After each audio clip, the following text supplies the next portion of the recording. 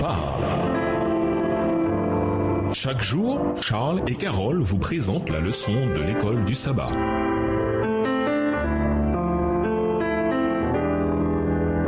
Bienvenue dans votre émission. Dieu nous parle. Nous voilà à la leçon de mardi, atteindre les âmes. Parfois, les discussions dans l'Église semblent bloquées sur l'apparente nécessité de choisir entre le social ou l'Évangile, sur l'humanitaire ou le témoignage, la justice ou l'évangélisation. Mais quand nous comprenons mieux chacun de ces concepts et que nous observons le ministère de Jésus, la distinction cesse et nous prenons conscience que prêcher l'Évangile et œuvrer en faveur d'autrui sont étroitement liés. Ellen White l'explique ainsi dans l'une de ses déclarations les plus connues. La méthode du Christ pour sauver les âmes est la seule qui réussisse. Il se mêlait aux hommes pour leur faire du bien, leur témoignant sa sympathie, les soulageant et gagnant leur confiance. Puis il leur disait « Suivez-moi ». Il faut secourir les pauvres, soigner les malades, réconforter ceux qui sont dans la peine, instruire les ignorants et conseiller ceux qui manquent d'expérience. Pleurons avec ceux qui pleurent et réjouissons-nous avec ceux qui se réjouissent. Extrait du livre Le ministère de la guérison, chapitre Les missionnaires médicaux et leurs tâches, page 118, livre écrit par Ellen G. White. Comme nous l'avons vu, ces deux aspects du royaume, la justice et l'évangélisation, sont intimement liés, non seulement dans le ministère de Jésus, mais aussi dans le premier mandat de Jésus à ses disciples. En chemin, proclamer que le règne des cieux s'est approché, guérissez les malades, réveillez les morts, purifiez les lépreux, chassez les démons. Vous avez reçu gratuitement, donnez gratuitement. Matthieu 10, versets 7 et 8. En bref, l'un des meilleurs moyens d'atteindre les autres avec notre message, c'est de répondre à leurs besoins. Lisons 1 Pierre 2, le verset 12 et Philippiens 2, le verset 15. Que disent Pierre et Paul sur la puissance de témoignage des bonnes œuvres accomplies par le peuple de Dieu? 1 Pierre 2, verset 12. Ayez au milieu des païens une bonne conduite, afin que, là même où ils vous calomnient, comme si vous étiez des malfaiteurs, ils remarquent vos bonnes œuvres et glorifient Dieu au jour où il les visitera. Philippiens 2, le verset 15. Pour être irréprochables et purs, des enfants de Dieu sans tache au sein d'une humanité corrompue et perverse. Dans cette humanité, vous brillez comme des flambeaux dans le monde. Quand on a cette compréhension plus large de la bonne nouvelle de Dieu, l'évangélisation n'a aucun sens si l'on n'a pas de passion pour les gens. Des passages comme 1 Jean 3, les versets 16 à 18 et Jacques 2, verset 16, soulignent la contradiction qui consiste à prêcher l'évangile sans le vivre. L'évangélisation, c'est-à-dire le fait d'apporter la bonne nouvelle de l'espérance,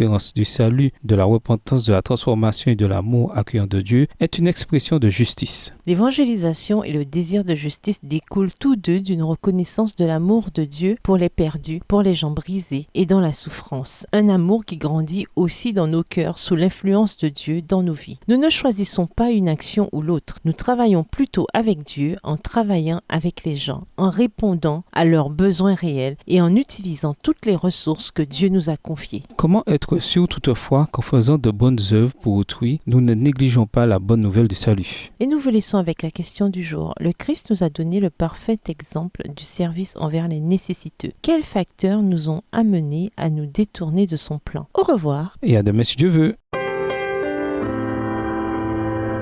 Dieu nous parle. Chaque jour, Charles et Carole vous présentent la leçon de l'école du sabbat.